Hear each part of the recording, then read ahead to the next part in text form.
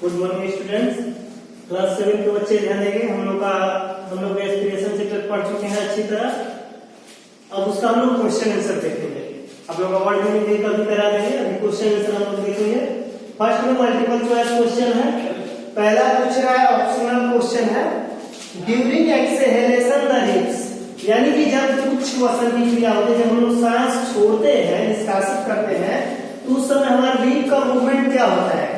Rib नीचे की तरफ जाता है, ऊपर की तरफ जाता है। तो मैं दो बॉटल वाला आपको फिगर बना के समझाया था कि जब हम लोग सांस लेते हैं, हवा जब बॉटल के अंदर की तरफ आता था तो हमारे लंग्स फूल जाते हैं। तो फूल जाते हैं इसका मतलब कि जनरल स्थिति में तो थोड़ा नीचे की तरफ डाउन दिखते हैं, लेकिन जब फूल जाते हैं तो डाउन से जो उनका ओरिजिनल पोजीशन होता है उससे थोड़ा ऊपर की तरफ उठे हुए मालूम पड़ते हैं। तो लंग्स उठे हुए मालूम पड़ता है, यानी कि ये पूरा रिब्स के चलते लंग्स उठे हुए मालूम पड़ते हैं, यानी हमारा ये पूरा रिब्स उठा हुआ, मतलब कि उसके चलते मतलब ऊपर की तरफ गति करता है, जिसके चलते लंग्स भी उठे हुए मालूम पड़ते हैं। तो during exhalation the ribs moves upward, ठीक है, यानी रिब्स ऊपर की तरफ उठे हुए मालूम पड़ते हैं, क्योंकि लंग्स तो रिब्स के अंदर ही होता है। तो लंग्स खुलता है तो उसके साथ साथ रिब्स भी जो उसे जकड़े रहते हैं वो भी ऊपर की तरफ उठ जाते हैं उसके गति से, उसके मूवमेंट से।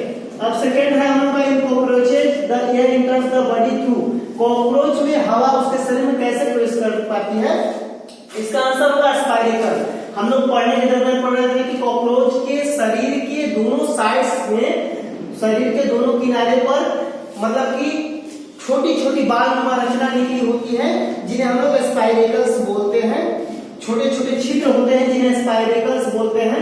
उसी के थ्रू उनके शरीर में हवा प्रवेश करता है, ओपनिंग्स होते हैं छोटे छोटे। थर्ड, टेडपोल ब्रीथ थ्रू, यानी कि टेडपोल किसके थ्रू श्वसन लेता है? जो मेढक का बच्चा होता है उसे टेडपोल का नाम टेडपोल कहते हैं। इसका आंसर होगा gills. A tadpole breathes through gills. Next है the end product of respiration is are, यानी श्वसन का आखिरी उत्पाद क्या होता है? आंसर होगा हम लोग का water, carbon dioxide, energy, option C, ठीक है। नेक्स्ट हम लोग बढ़ते हैं, alcohol is form during, alcohol का निर्माण कैसे होता है? तो इसका आंसर होगा during anaerobic respiration, option B सही होगा, ठीक है, मतलब अनाक्षी श्वसन के दरमियान होता है। अब हम लोग का 6 है, गिल्स आर मेड ऑफ, यानी गिल्स किसके बने होते हैं? हम लोग का आंसर होगा डी, फिलामेंट्स, यानी गिल्स जो है बहुत सारे फिलामेंट्स के बने होते हैं, तंतुओं के बने होते हैं। अब हम लोग का नेक्स्ट देखते हैं ट्रू और फॉल्स। इसमें पहला दे रहा है फिशेस रिस्पायर थ्रू लंग्स, यानी मछलियां लंग्स के द्वारा सांस लेती हैं, फेफड़ों के द्वारा। सही की गलत? तो फॉल्स होगा, क्योंकि मछलियों में जो श्वसन अंग होता है उसका नाम है gills. The fishes respire through gills यहाँ होना चाहिए था, बट लंग्स में इसलिए गलत होगा, फॉल्स। दूसरा, प्लांट्स रिस्पायर थ्रू स्टोमाटा, जो है पौधे जो श्वसन अपना स्टोमाटा के थ्रू ही करते हैं, रंध्रों के माध्यम से ही करते हैं, इसलिए ट्रू होगा। रंध्र क्या होते हैं? तो पौधों की पत्तियों या उनके तनावों पर छोटे छोटे छिद्र बने होते हैं, जिनके थ्रू हवा जो है, वातावरण की हवा, पर्यावरण की हवा पौधों के बॉडी में प्रवेश करते हैं, पौधों के अंगों में प्रवेश करते हैं। इसका आंसर ट्रू होगा। Third, respiration has to release energy from food, third में बोल रहा है कि श्वसन जो है भोजन से ऊर्जा मुक्त करने में मदद करता है, तो ये सही है, ट्रू है, क्योंकि रेस्पिरेशन के दौरान ही भोजन टूटता है अपने अवयवों में, जिससे ऊर्जा मुक्त होती है, हमारे शरीर के सेल्स को ऊर्जा मिलती है। Fourth, cellular respiration is a fast process, करा कि कोशिकीय श्वसन एक तीव्र प्रक्रिया है। नहीं, गलत है। हम लोग जो है पढ़ने के दौरान पढ़ रहे थे कि कंबस्शन और रेस्पिरेशन में क्या अंतर है, यानी कि दहन और श्वसन में क्या अंतर है हम लोग देख रहे थे। उसमें देखे हम लोग कि कंबस्शन जो दहन एक तीव्र प्रक्रिया है, जबकि श्वसन रेस्पिरेशन, उसी श्वसन को सेलुलर रेस्पिरेशन का भी नाम दिया जाता है। अगर श्वसन कोशिका के अंदर होता है तो सेलुलर रेस्पिरेशन कहा जाता है, अगर कहीं भी हो जाता है, जैसे दहन कहीं भी संभव है, तो उसे हम लोग सेलुलर नहीं बोलते हैं। तो इसीलिए श्वसन को सेलुलर रेस्पिरेशन भी बोला जाता है। तो जो सेलुलर रेस्पिरेशन एक स्लो प्रोसेस है, क्योंकि इससे ऊर्जा मुक्त जो होती है वो धीरे धीरे चरणों में होती है, ठीक है, कई चरणों में मुक्त होती है, धीरे धीरे मुक्त होती है, तो ये फॉल्स होगा, because cellular respiration is slow process. Fifth है हम लोग का earthworm respire through it's skin, earthworm जो है, केंचुआ जो है अपने त्वचा की मदद से श्वसन करता है, ये सही है, मतलब कि अर्थवर्म में जो है गैसों का आदान प्रदान उनके ऊपरी जो मुलायम त्वचा है वो होता है उसके उसके माध्यम से ही होता है, उसके ऊपर ही मुलायम बाहरी सतह के माध्यम से ही होता है। ठीक है, अब नेक्स्ट हम लोग देखेंगे तुरंत।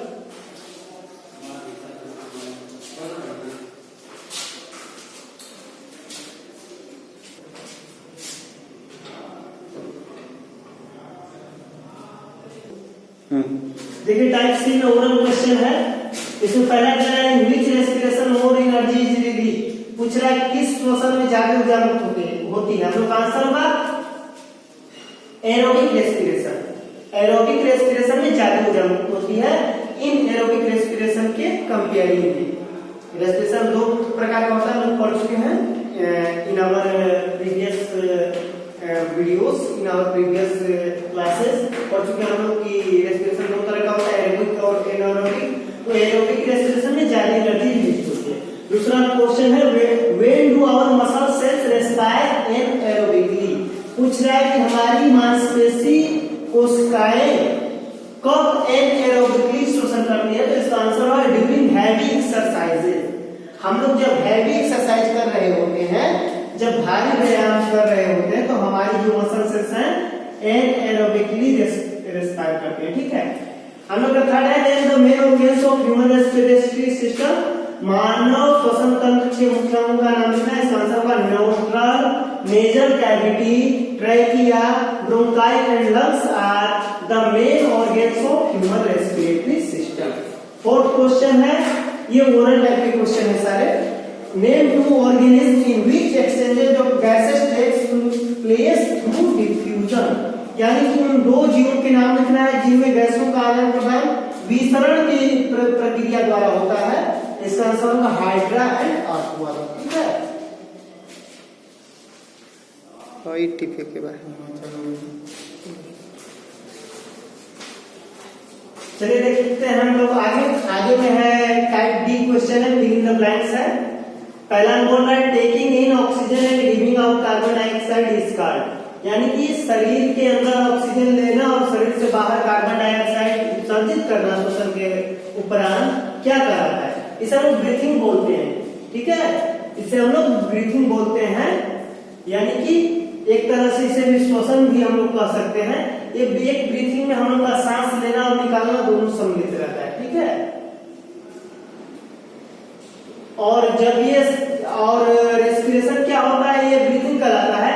और जब हम ब्रीथिंग कर लेते हैं, हवा जब पूरे हमारे शरीर की कोशिकाओं में जाता है, उनमें कोशिकाओं में जाता है और उनमें जो है मतलब ऑक्सीजन की उपस्थिति में भोज्य पदार्थ जब टूटते होती है तो उससे हम लोग रेस्पिरेशन करते हैं। तो ये दोनों का हिंदी श्वसन होता है, लेकिन दोनों में अंतर है। रेस्पिरेशन और ब्रीथिंग में अंतर है। रेस्पिरेशन का मतलब हुआ कि हम लोग मुंह या नाक के माध्यम से अपने शरीर के अंदर हवा लिए और बाहर निकाले, और रेस्पिरेशन का मतलब है कि ये जो बस हवा अपने शरीर के अंदर लिए और बाहर निकाले, बस ब्रीथिंग का मतलब यही है। अब जो है शरीर के अंदर हवा लेने के उपरांत जो सेल्स में पहुंचता है ब्लड और ब्लड वेसल्स के माध्यम से, लंग्स के माध्यम से, लंग्स से होते हुए ब्लड और ब्लड वेसल्स के माध्यम से जो हमारे शरीर की कोशिकाओं में सेल्स में पहुंचता है, ईच एंड एवरी सेल्स में, उनमें जो हवा जो हम लोग मतलब शरीर के अंदर लिए रहते हैं, उसको वहां ऑक्सीजन के प्रेजेंस में एक प्रक्रिया होती है जिसमें भोज्य पदार्थ उगते हैं और सेल्स को एनर्जी मुक्त होता है, उसमें carbon dioxide, water and energy release होता है, तो वह प्रक्रिया श्वसन कहलाती है।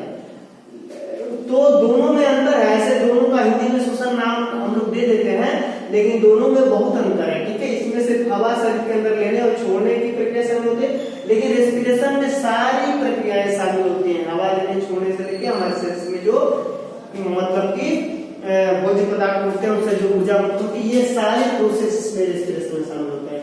अब हम लोग देखते हैं cellular respiration that does not use oxygen is called. पूछ रहा है कि वह उसके श्वसन जिसमें ऑक्सीजन का उपयोग नहीं होता वह क्या कहलाता है। आंसर होगा हम लोग का एनाएरोबिक रेस्पिरेशन।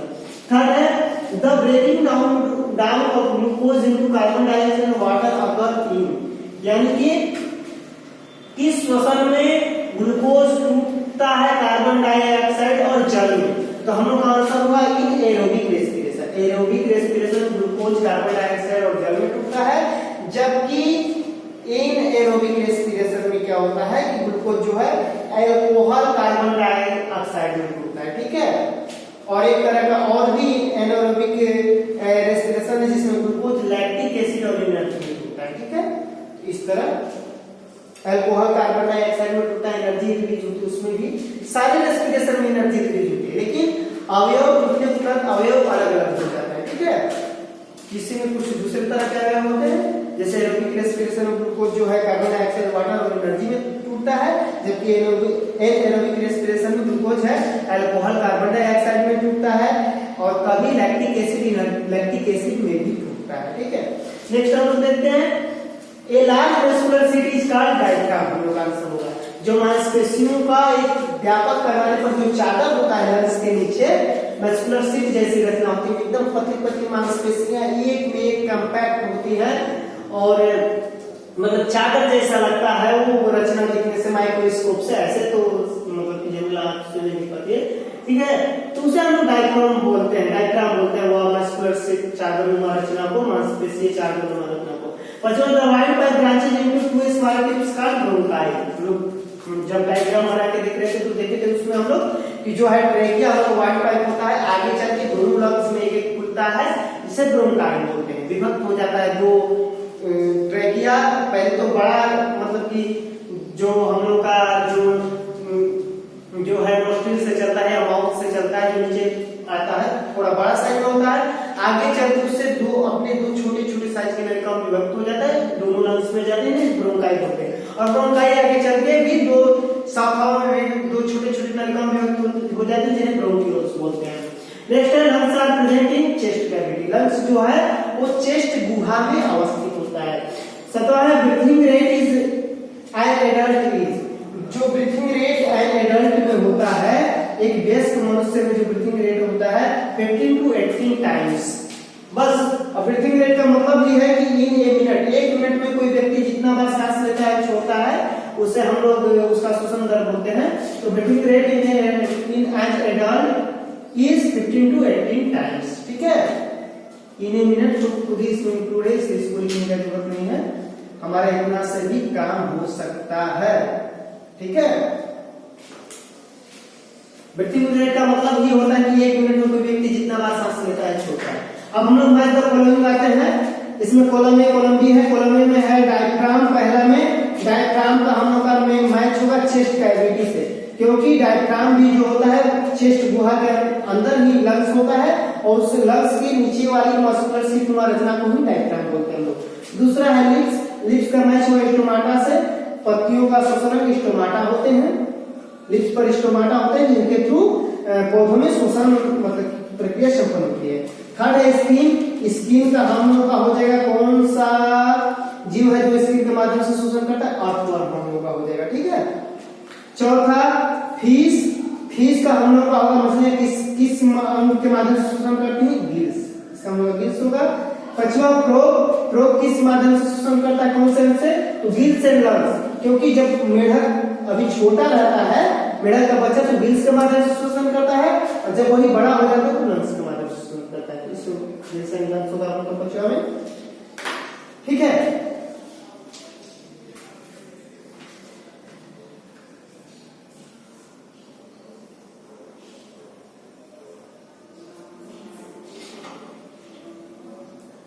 वहीं से चलिए नेक्स्ट हम लोग देखते हैं, हम लोग का क्वेश्चन आंसर टाइप है, शॉर्ट टाइप क्वेश्चन है, डिफरेंस लिखना है। एफ है right difference between the following, इनमें अंतर लिखना है। फर्स्ट है एरोबिक एंड एनारोबिक रेस्पिरेशन, दोनों में डिफरेंस लिखना है। आंसर होगा a cellular respiration which occurs in the presence of oxygen is called aerobic respiration. In this respiration, food that is glucose is broken down into carbon dioxide and water and energy is released, ठीक है। वैसा श्वसन जो oxygen की उपस्थिति में होता है उसे हम लोग आपसी श्वसन कहते हैं।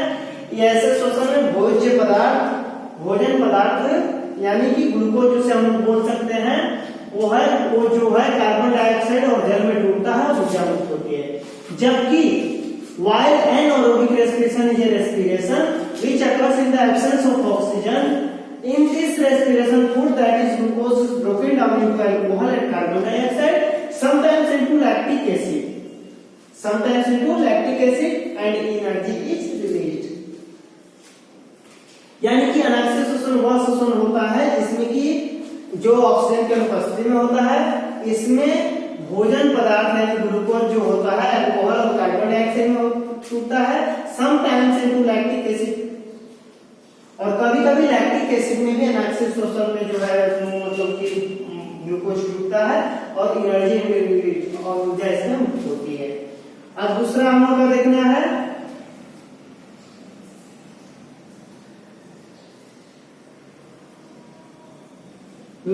इनहेलेशन एक्सहेलेशन, यानी कि निश्वसन और उच्छ्वसन में अंतर हम लोग को मतलब लिखना है। आंसर होगा हम लोग the taking of air in rich in oxygen into the body is called inhalation and giving out of air rich in carbon dioxide is called exhalation, यानी शरीर के अंदर ऑक्सीजन युक्त हवा को लेना इनहेलेशन कहलाता है और कार्बन डाइऑक्साइड युक्त हवा को शरीर से बाहर निकालना क्या करता है, exhalation.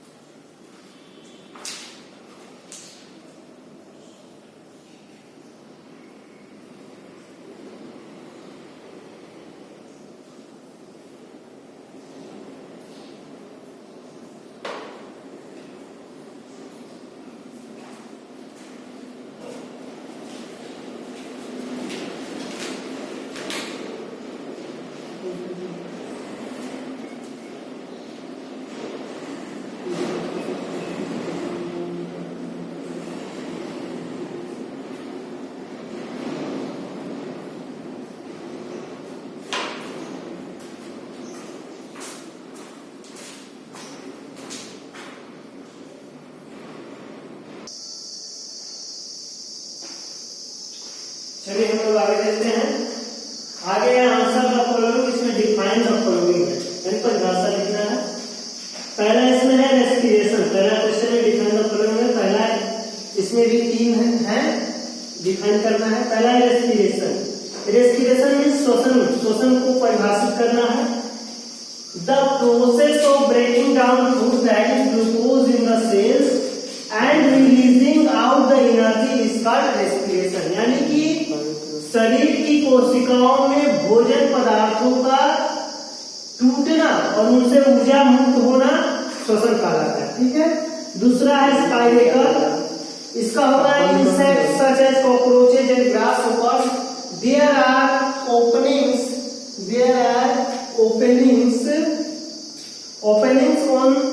on both sides of their bodies through which air enters and reaches all the parts of the body is called spiracles, यानी कि कुछ जीव जैसे कि कॉकरोच हो गए, पिंचट्टा हो गए, कीड़े हो गए, उनके शरीर के दोनों किनारों पर दोनों तरफ कुछ ओपनिंग छिद्र मतलब कि कुछ छिद्र जैसे मतलब कि खुले होते हैं, जिनके माध्यम से उनके शरीर के अंदर हवा शरीर के सारे भागों में पहुंचती, उसे स्पाइरेकल कहते हैं। थर्ड है ब्रीथिंग रेट, श्वसन दर को हमें परिभाषित करना है। The number of times a person breathes in a minute is termed as breathing rate, यानी कि कोई व्यक्ति एक मिनट में जितनी बार श्वसन लेता है, सांस लेता है, यानी श्वसन की क्रिया करता है, उसे हम ब्रीथिंग रेट कहते हैं। एक श्वसन में एक इनहेलेशन और एक एक्सहेलेशन शामिल होता है, यानी कि एक बार सांस लिए और एक बार सांस छोड़े अल्टरनेटली, तो वो शामिल होता है। इस तरह से सिर्फ सांस लेने को श्वसन नहीं कहते, श्वास से एक बार का सांस लेना और छोड़ना दोनों एक श्वसन में सम्मिलित होता है। तो एक व्यक्ति एक मिनट में जितना बार सांस लेता और छोड़ता है सम्मिलित रूप से, उसे हम उसका श्वसन कर सकते हैं। ठीक है। अब क्वेश्चन आंसर है आप लोगों का, नेक्स्ट हम लोग करेंगे, ठीक है।